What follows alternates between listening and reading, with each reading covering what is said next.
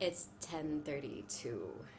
I know I missed a day. I was really busy yesterday. I could not, I just did not have a time at all to do a video or edit. But it was good because it became very, very meditational and very spiritual at the end. I played the transformation game, which is a very spiritual game. It helps you realize the blockage in your life, and it teaches you how to shift it.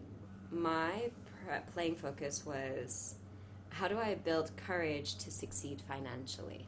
My running theme seemed to be guilt. Guilt is my weakness. It's like this tiny, tiny little hole in my being that if someone just gets me there, I break into pieces. It really is a very bad drive. It's a really bad fuel for me. And I'm sure there are people out there who feel the same and who know exactly what I'm going through. It doesn't matter if it is a loved one or a friend or a colleague. It's when you feel like you're trying so hard and you're working so hard and you think you got it done, and then that person either says it or not, it's not enough. You would think, okay, I'm going to keep on going, which is interesting because you have a lot of motivational speakers who are like, you can do it, keep on going, keep on going. But I think there comes a time when you know that this is really not what your soul wants. It doesn't make your soul happy at all. And you know that you're stressed out because your soul hates it. And you're doing it to please everyone else.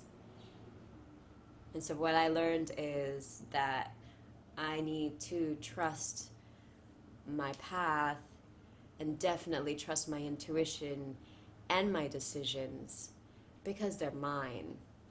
My friend, during the game, one of the cards told her to give someone in the group a truthful feedback, so she gave this one to me. When you don't commit to others, it's okay. When you don't commit to yourself, I feel it. And that totally resonated with me. The first take, I was in tears about it. Because it's so touching. It's true. Because if I am trying to juggle everything and bend backwards for something that just feels wrong, I've committed everything to this person or project or thing, and it's just away from myself, and I've completely neglected myself, which is what I've done for a while, just getting off track completely. There's somebody out there who feels it. There's someone who actually loves me for who I am and does not judge and does not question, who feels it, because I'm not myself anymore. That's when you know it's wrong. When you are trying so hard that you become somebody that you are not. So that's one thing I had to learn. And I think when it comes to, back to the question, the personal focus, how do I build courage to be successful? I need to have courage in my decision. So I'm very known to be very flaky and flighty. And from yesterday's game, I realized it's because I keep feeling guilty for my decision. When I make a decision and then someone says that's not right and starts to question and starts to judge, it starts to put doubt in me. And then I feel guilty for not giving the other option a chance. And so I go again, and I go again. Even though I know it's wrong, I go again. Because I think, okay, if I just give it another chance, if I give it another try, if I just give it another chance and I give it all I can, and then I end up feeling broken. And so does the other party. And that has to end. I have to cut that cord, and I need to stand my ground in my decision. Yes.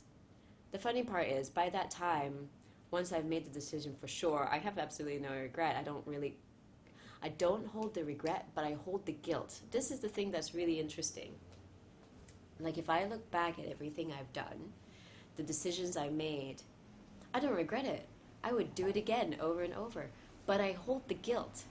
I hold the guilt of hurting the person or the project or breaking a promise. That one I really hold.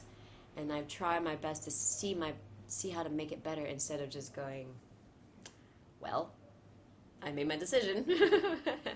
And I'm happy with my decision. Guilt is my weakness, for sure. Okay, so one of the messages was given to the other person, the other player, but it resonated with me so much. I'm tired of waiting for my own success. And that is also going back to that trying so hard and feeling guilty for not trying hard enough.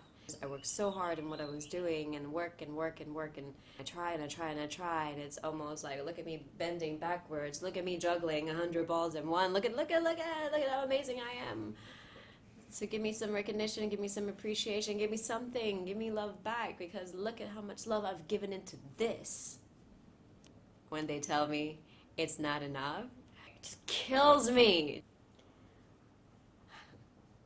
I also want to mention that because I try so hard and I work so hard to make things happen or to make things work, I also, another weakness to that guilt is just like a string of things.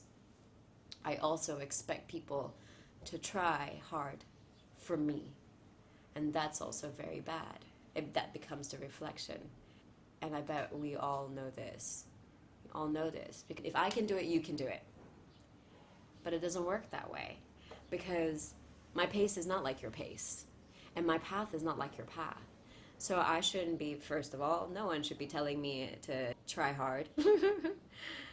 And I should not be expecting the same. So how is it going to go? So my friend said the best thing to do is to follow what I'm doing. Continue on doing what I'm doing right now. 30-day meditation and yoga. Just sitting there and meditating. Fallen off the bandwagon for about a year, really. And I need to get back on track. I don't want it to overwhelm me, or the worry of that spirituality overwhelming me. That's not right either. But to continue on this small path. So what my friend said was really cool. It was a really good imagery. Imagine that you're climbing up the mountain. Obviously, you don't want to start climbing up the mountain with a table, or what I imagine with a piano. Start off light with what you can and carry a stick. And I'm like, okay, I'm going to carry a stick because I can do it. The meditation that I'm doing every day is relatively easy, but because I've been away for a long time, because I was committing to everyone else but myself, I'm carrying the stick. It's not that hard. It really isn't. But I know that it will build up. And then eventually I will carry the stick, and then I'll carry the bag, and then I'll carry a few bags. One day I'll carry the table, and one day I'll carry the piano, but I will be stronger by then. I'm going to continue with my meditation. I'm going to make it a personal note to stop trying so hard. And in return, I will stop expecting other people to try so hard as well. So last but not least, just a cherry to my little Saturday spiritual day. That's what it's called. So I like to listen to Spotify in the shower. And on shuffle, this came on. You don't have to try so hard. You don't have to give it all away. You just have to get up, get up, get up, get up. You don't have to change a single thing. You don't have to try. You don't have to try. You don't have to You don't have to try. See?